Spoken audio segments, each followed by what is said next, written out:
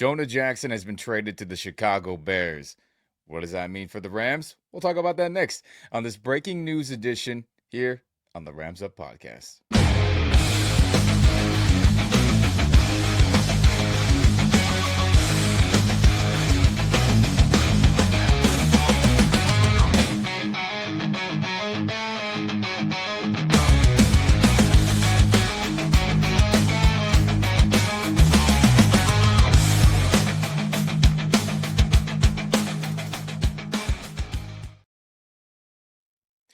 What's going on, Rams Nation? I'm Ian. Welcome to this breaking news edition here on the Rams Out Podcast. Like, subscribe, share this video and podcast with all your fellow Rams and football fans. But let's get to it. Guard offensive lineman Jonah Jackson has been traded to the Chicago Bears for a 2025 sixth round pick. As news came out pretty early today here, as Adam Schefter shared this tweet a little bit earlier. Trade. Rams are in the process of sending veteran offensive lineman Jonah Jackson to the Chicago Bears in exchange for a 2025 sixth round pick. Per ESPN's Courtney Cronin, trade cannot be processed until the new league year, March 12th, which is very, very soon. But Jonah Jackson is scheduled to make $17.5 million in salary this upcoming 2025 season, and the Bears are taking on his entire contract. Per source, Rams don't retain any of Jackson's salary. I mean, what a fantastic move.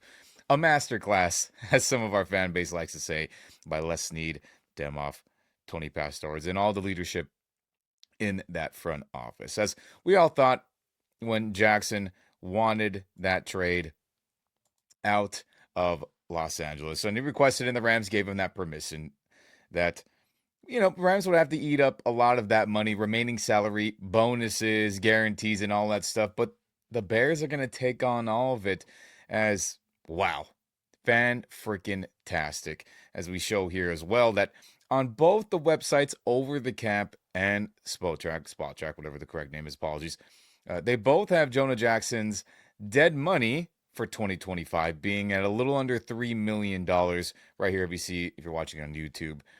2.833 roughly $1 million that the Rams will have to account for this upcoming season on their team spending, the cap.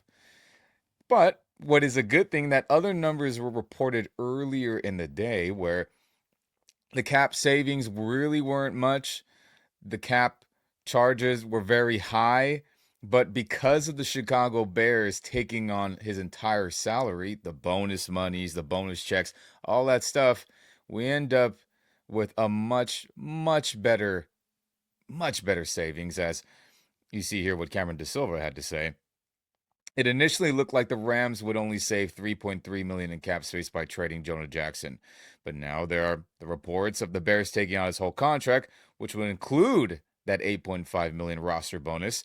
Instead, the savings will be $14.6 million for the Los Angeles Rams per Spot Track. And I'm sure Over the Cap we'll get those figured out as well. But again, on their website, they do have it there. The same thing with that 2.833 roughly in savings. So those two numbers roughly come together for Jackson's entire salary for 2025, which is roughly 17.5. So all that math together, Rams Nation, again, the Rams will most likely be saving 14.5, give or take, $1 million in team savings to be able to spend elsewhere, which is absolutely fantastic.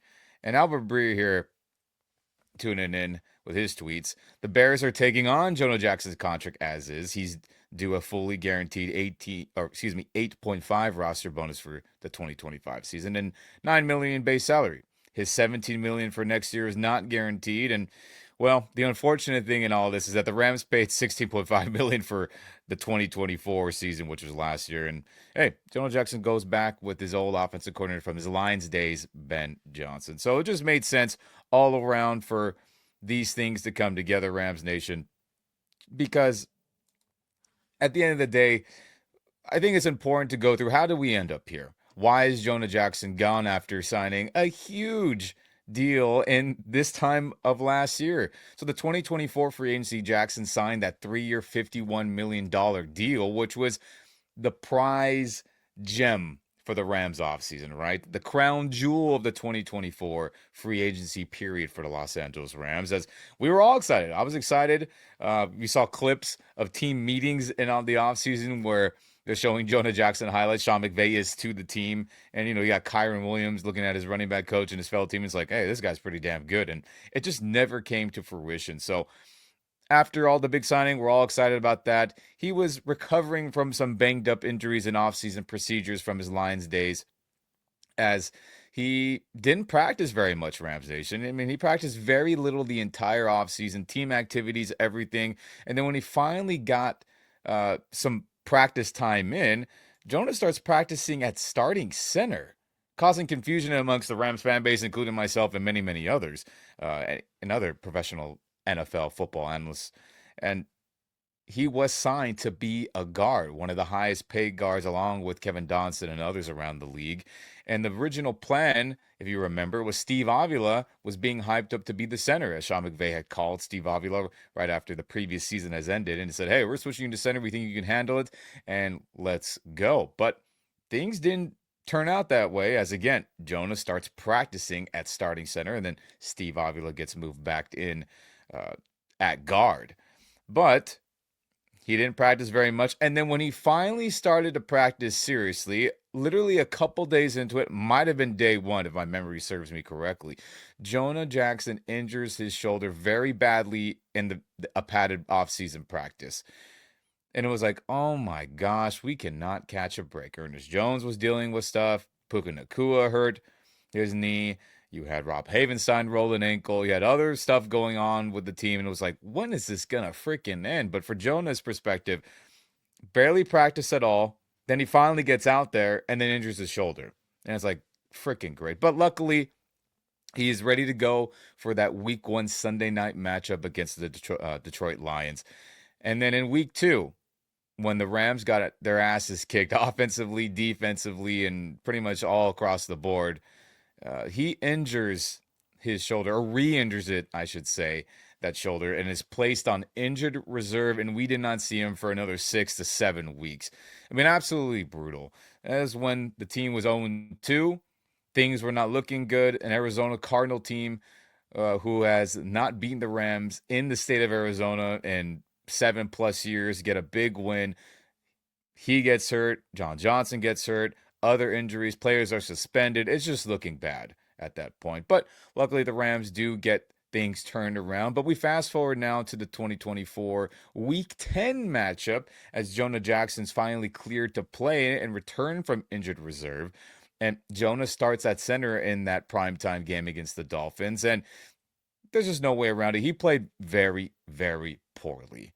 And then was benched afterwards for Bo Limmer, the 6th-round rookie center, who was playing good football in place of Jonah all those weeks Jonah Jackson was not around. But that game he came back in Rams Nation, we all saw it. It was just very poor. And could it be because he had not practiced hardly ever from signing that contract up until that game?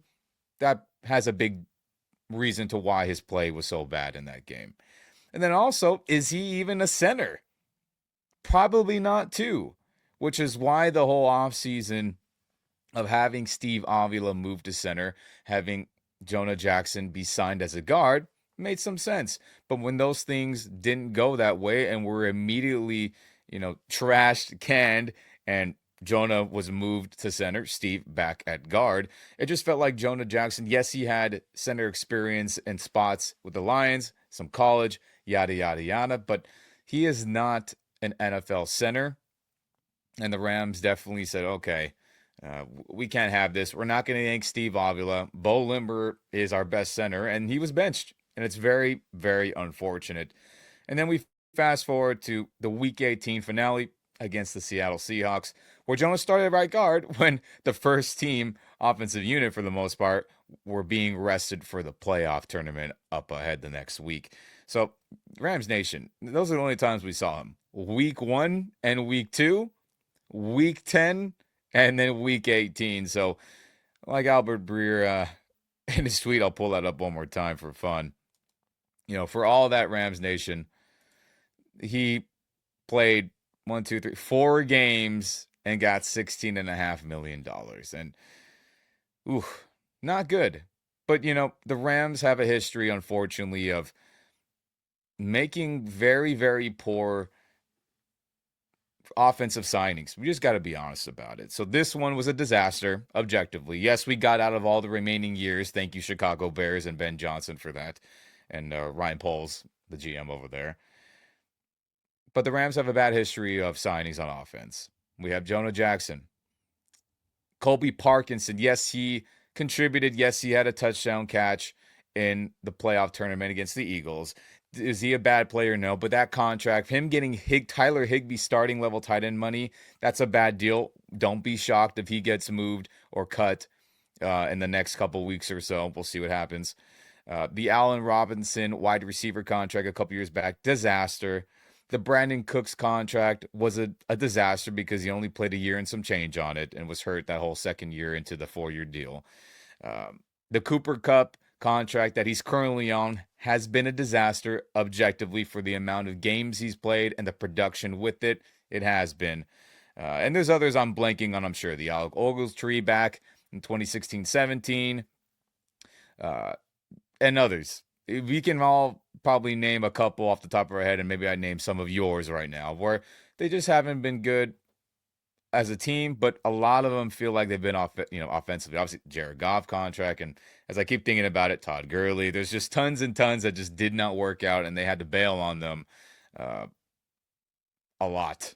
And there are plenty of defensive ones too. Let's not just pick on the offense. But to that, Rams Nation, you got to give the Rams credit. When things are not going well or things are not going to work out with a certain player, the Rams, Les Snead, Sean McVay, Tony Pastors, our money man, Kevin Demoff, the team president, Kroenke, they all come together and say, all right, we're just going to have to eat it and move on. They're not going to stick to a plan that is not working. They will pivot.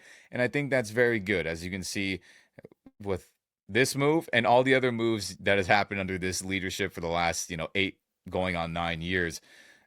That is a good thing. Teams out there that stick with a player too long, and then it just gets worse and worse with the money.